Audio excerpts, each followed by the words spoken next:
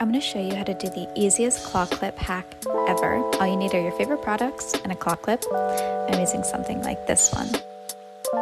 I'm going to go in with some hair oil. Here I'm using Biolage's all-in-one oil just to give my hair some hydration and a little bit of shine since it will be up in a claw clip all day. And I'm just running my hands through my hair just to make sure that the product's evenly distributed. Next, I'm going in with Redken's Deep Clean Dry Shampoo just to get rid of some of that oiliness at the roots of my hair.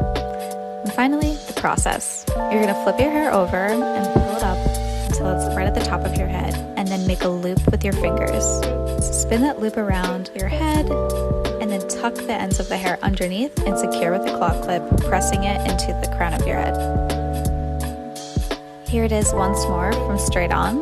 You're going to see that I pull my hair with one hand, holding it, looping it around my fingers, and then looping that twist around my head. And then I secure with a claw clip, pull out a couple strands, and make sure that my face framers are in place. Finally, I go with Matrix Baboon Freezing Spray to hold the whole look in place. And that's it.